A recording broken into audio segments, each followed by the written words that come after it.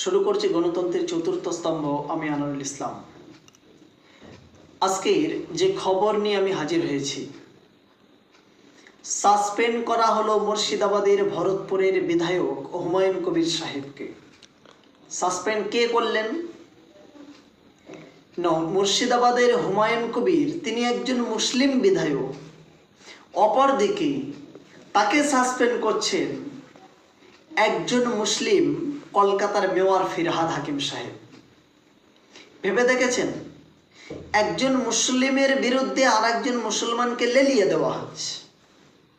মারছে মুসলিম, মরছেও মুসলিম।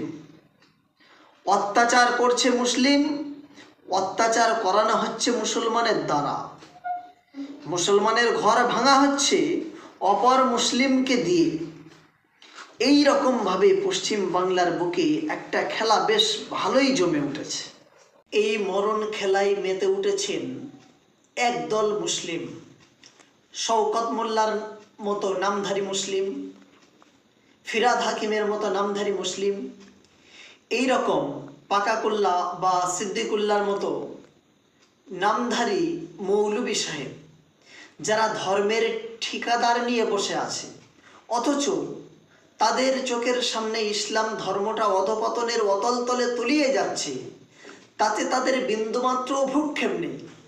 তাদের দরকার শুধু চেয়ার এবং নীল বাতির গাড়ি, মন্ত্রিত্বটা হলেই হলো। তাদের দরকার নেই মুসলিম জাতির চিন্তা ভাবনা করে, দরকার নেই মসজিদ, মাদ্রাসা, কবরস্থান, ওয়াকফ বোর্ড, 3 তালাক, কোনো কিছুর তোয়াক্কা না করে। মুসলিম জাতির চরম সমালোচনার পাত্র হয়েও তাদের মধ্যে ন্যূনতম ঘৃণাবোধটুকুও জন্মায়নি। এই রকমভাবে মীর জাফরের মতো পশ্চিম বাংলার মুসলমানদেরকে ব্যবহার করে তারা নিজেদের চেয়ারকে আরো শক্ত করছে। এটাই হলো পশ্চিম বাংলার রাজনীতি। একদিকে মুখ্যমন্ত্রী মমতা বন্দ্যোপাধ্যায়, তিনি দীঘায় জগন্নাথ মন্দির তৈরি করলেন, তার সঙ্গে মহাকাল মন্দির এবং আর অন্যান্য মন্দির তিনি তৈরি করছেন। কলকাতা নিউ টাউনের বুকে আবার একটা নতুন মন্দির তৈরি হচ্ছে। প্রতিটা পূজা মণ্ডপে প্রায় 1,10,000 করে টাকা চাঁদা দিচ্ছেন। এতে কোনো সমস্যা নেই, অথচ এই টাকাগুলো রাষ্ট্রীয় কোষাগার থেকে দেওয়া, যেটা সকল নাগরিকের। কিন্তু মুর্শিদাবাদের হুমায়ুন কবিরের অপরাধ কি? তিনি নিজের টাকায়, নিজের সম্পত্তিতে, নিজের কমিউনিটির টাকায় তিনি একটা মসজিদ তৈরি করতে চেয়েছেন। এটাই হলো তার সব থেকে বড় অপরাধ।